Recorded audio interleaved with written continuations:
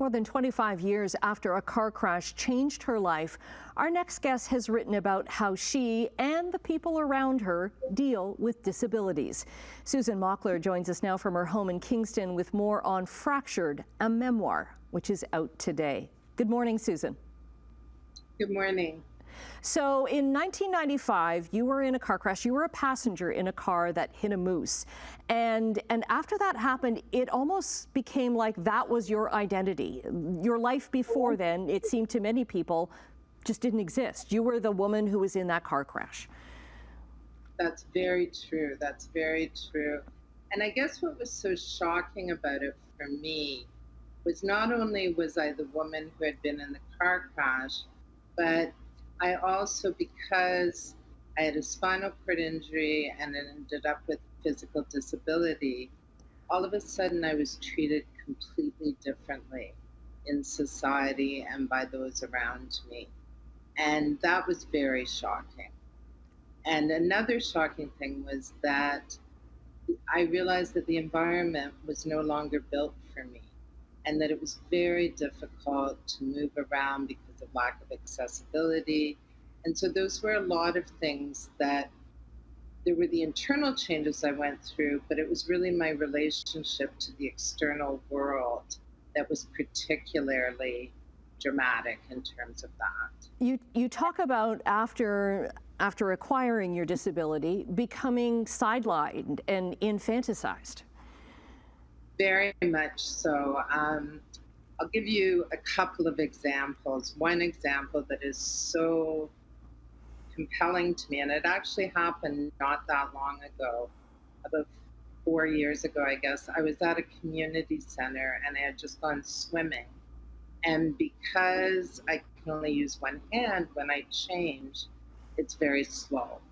And this woman who was talking to her friends came over and started dressing me.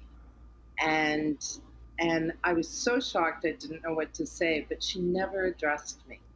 And she just kept talking to her friends. So not only was she treating me like a child, she was treating me like an object.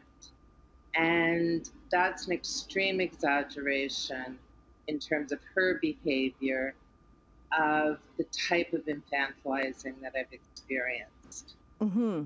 And you talk about even things that people around you, people, shaking hands is a difficult thing for you because we tend to do it with our right hand, and your right hand was very badly injured in that. Yes, that's right.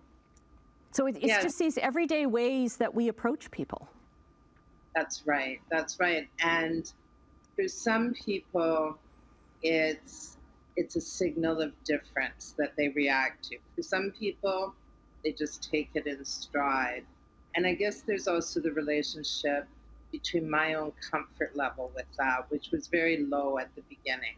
I felt very excluded.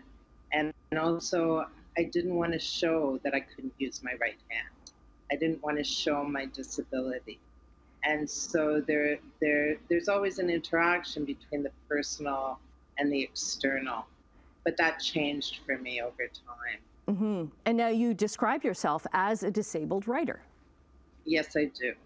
I think it's very important. I think that word has a lot of stigma, and it reflects the stigma and prejudice and discrimination and that's prevalent in our society. And so I describe myself that way because I want to take away the stigma. And I think it's important that no longer becomes a word that's associated with marginalization. Because you're still the same person inside. Exactly. Mm-hmm. And me, like, anybody else who has a disability, has a range of needs and wants and motivations. And there's a tendency for other people to just focus on the disability. Right. So look at the whole person then. Susan, we've run out of time, but I want to congratulate you on the publication of this. And I have to say, I read a lot. I love this book. As hard and as honest and frank as it was just, your story is just really, it made me see things differently. So thank you for that. I'm very happy to hear that. Thank you so much. Okay, Fractured, a memoir, out today.